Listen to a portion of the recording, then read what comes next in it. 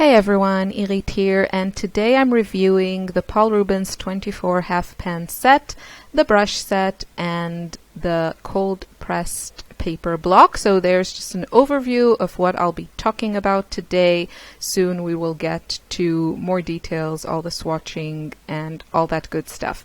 Now, I reviewed the 24 metallic set on my channel here. I purchased that set, and the carrier of these products reached out to me and asked if I would like to review some more of their products. So all that I'm showing you in this video, I did not purchase this. I was sent these, but I didn't get paid to say anything. This is not a sponsored video. These are my own opinions.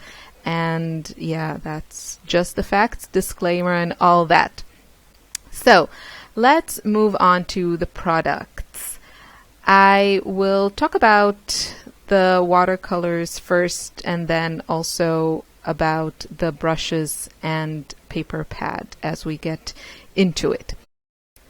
I'll give you the bottom line just in case you don't want to watch the whole video. I really like these. I really enjoyed using them. Now let's break it down a bit. I'll start with the pros. I think the price is quite a good competitive price point for this set. I searched for similar products, meaning sets in this size in a metal tin, and it's not so easy to find something comparable for this price point.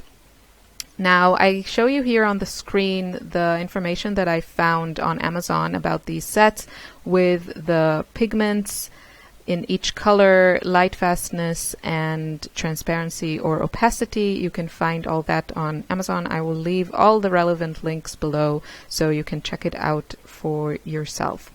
What I really like about this particular set is the tin. It has the cutest pink tin, and I know that's really superficial, but I enjoy having pretty art supplies, so sue me.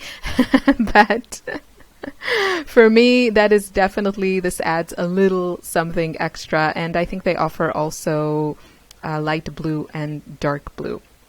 But seriously now, the metal tin, I do enjoy using metal tins. What I like about them, I like the feel, I like the sturdiness, I like the mixing area, and you might be already used to using similar metal tins from other brands or something. What I like especially about metal tins is that you can very, very easily customize your palette. And I think if you use watercolors heavily as much as I do, at some point you'll probably break free from the pre-made sets and start adding and changing and customizing your palettes. And with metal tins, it's really easy because they will fit in those two rows pretty much any half pan out there. And with plastic tins, I found from my experience, the ones that I've tried, it varies. So not all plastic tins will fit every half pan or full pan from every manufacturer. And I think that's one of the nice things about metal tins. I keep using mine. I just see that's what I use because I can easily switch around the paints. I have a variety of manufacturers and I never have to worry that it fits or it doesn't fit. So that's why I really like the tin. As for the quality of these paints, based on my experience playing with them, I was very impressed. I really enjoyed using them. The colors are vivid, creamy, really easily activated. You just put a drop and they're very, very creamy, up to the point that probably if you're used to drier watercolors, you might find this a little bit challenging. So you have to kind of watch the amount of water you use. But I like to use very saturated color, and I really enjoy this type of creamy paints. I like the Schmincke paints, the White Nights. They also have that more of a creamy texture to them, also Sennelier. And therefore, it's something that I enjoy in watercolors. So these are very easy to activate and get that kind of thicker application. Of course, you can water down the paint and then you get a more diluted color, of course, which is, part of the art of using watercolors, knowing how much water to add. Now, as for the pigment, I would say this is rather common, classic selection. You have in this set, it contains 24 paints. 20 of these are single pigments, and there are 4 mixtures of pigments. So quite a good ratio of single pigments, if that is something that you care about. The light fastness there is a high rating light fastness according to the information that they provide. So all the paints here have a quite high rating of light fastness, between 7 and 8 from a scale of 1 till 8 from what I gather.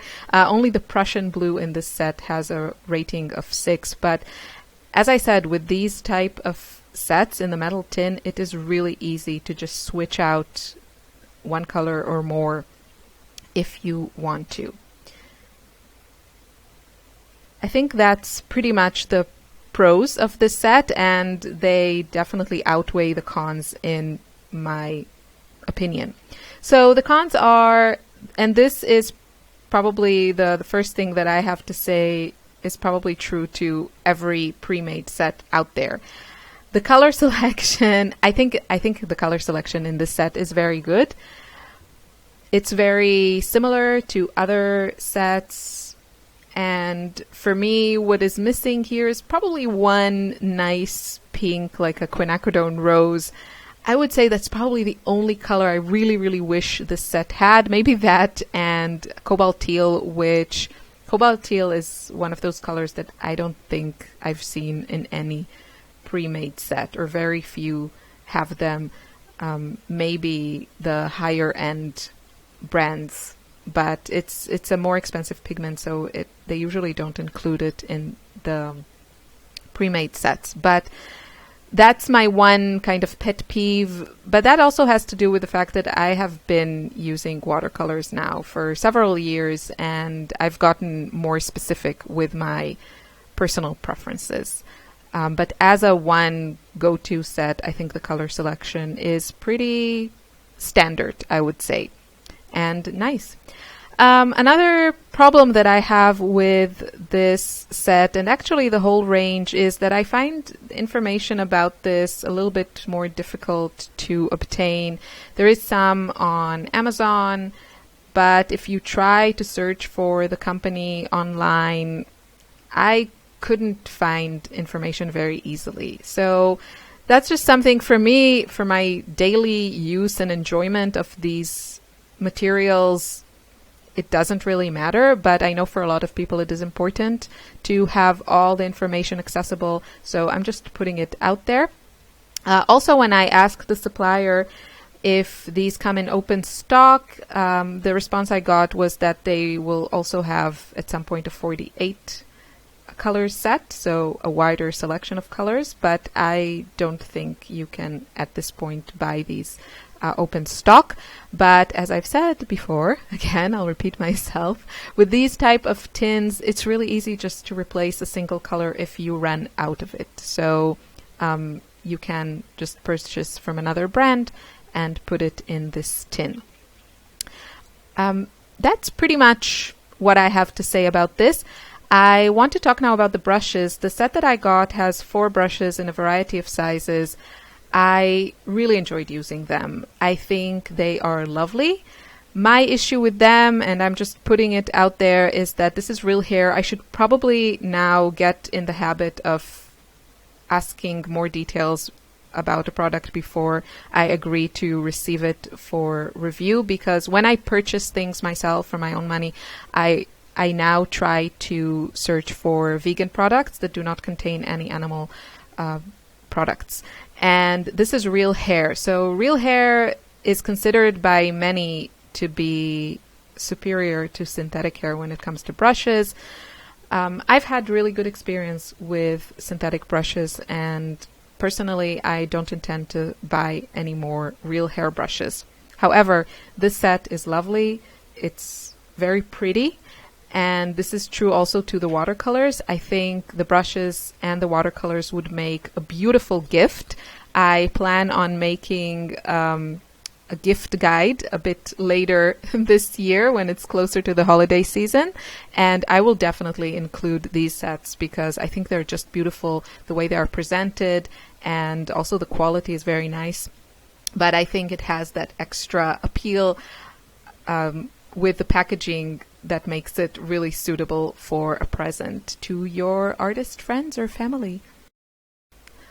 Last but not least, I want to talk a little bit about the paper. I got the cold press 300 grams per square meter watercolor block or paper block, and I got the size that is 7.6 inches on 10.6 inches, and they come in larger sizes and also hot pressed, so that's the smoother paper. I personally prefer cold pressed for the gorgeous texture, and you can see in the photos the beautiful texture of this paper.